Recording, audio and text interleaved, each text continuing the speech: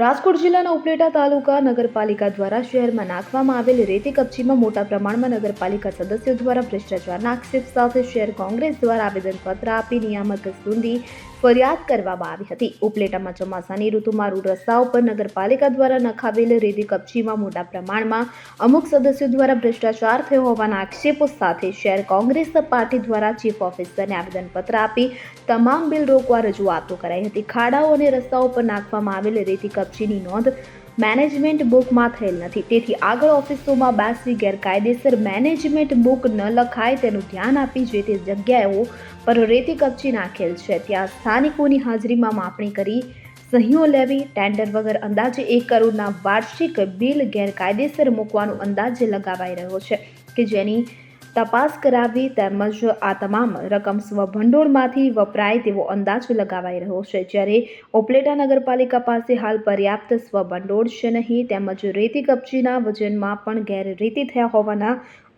અને ખાનગી જગ્યાઓ પર ખાનગી કારખાના સહિત ખાનગી પ્લોટોમાં પણ રેતી કપચી ઠાલવી તેમના બિલો રજૂ કરાયા હોવાના આક્ષેપો સાથે આજરોજ ઉપલેટા શહેર કોંગ્રેસ પક્ષ દ્વારા નગરપાલિકા કચેરી ખાતે ચીફ ઓફિસરને આવેદનપત્ર આપી નિયામકની મંજૂરી વગર બિલ ન ચૂકવવા રજૂઆતો કરાઈ હતી. તેમ છતાં જો આમાં ગેરરીતિ જણાશે તો કોર્ટ સુધી જવાની પણ ચીમકી ઉચ્ચારી હતી.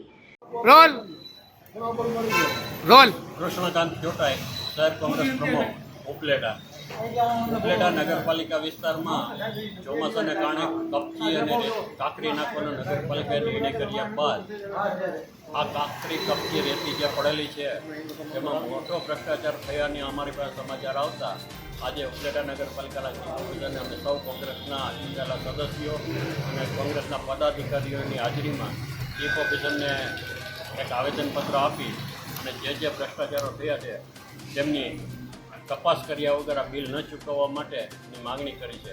દેખીતી રીતે જોઈએ તો અમારા જાણવામાં આવ્યા મુજબ ઉપલેટા શહેરમાં 80 લાખથી 1 કરોડ રૂપિયાની કાંકરી કપચી નાખવાના બિલો રજૂ થનાર છે.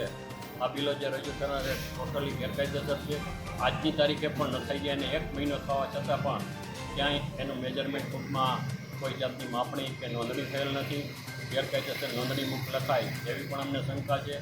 આ ઉપરાંત જે કપચીને કાંકરી નખાણી છે તે અમુક ખાનગી પ્લોટોમાં અને ખાનગી કારખાનાઓમાં પણ નખાડવાનું અમારા ધ્યાનમાં આવ્યું છે અને એમના બિલો પણ નગરપાલિકામાં રજૂ થાય એવી શક્યતા છે. આ તમામ બાબતોને ધ્યાનમાં રાખી અને તપાસ કર્યા વગર એક પણ પૈસાનું બિલ ન ચૂકવાય કે નગરપાલિકાને ખોટું ભારણ ન પડે એવો પ્રયત્નો અમે કર્યા છે. નગરપાલિકામાં આજની તારીખે પણ સ્વભંડોળમાં કોઈ પૈસો નથી છતાં 1 કરોડ રૂપિયા જેવી રકમ ખોટા સ્વભંડોળના બિલો ઉધારી અને કરે એવી શક્યતા હોય. સ્વભંડોળમાંથી પણ આ રકમ ન ચૂકવવા માટે અમે ચીફ ઓફિસર પાસે માગણી કરી છે. એટલું જ નહીં પણ જો ચૂકવવા માટે બોર્ડ દબાણ કરે તો નિયામકશ્રીની મંજૂરી વગર કોઈ પણ જાતનું ચૂકવણું ન કરવું એવી પણ અમે માગણી કરેલી છે. સરફરાઝ કોડી સાથે CN24 ન્યૂઝ ઉપલેટા. હવે જુઓ દેશ દુનિયાની તમામ ખબરો તમારી આંગળીના ટેરવે. ઉઠાવો મોબાઈલ અને Google Play Store પરથી ડાઉનલોડ કરો અમારી CN24 ન્યૂઝ મોબાઈલ એપ.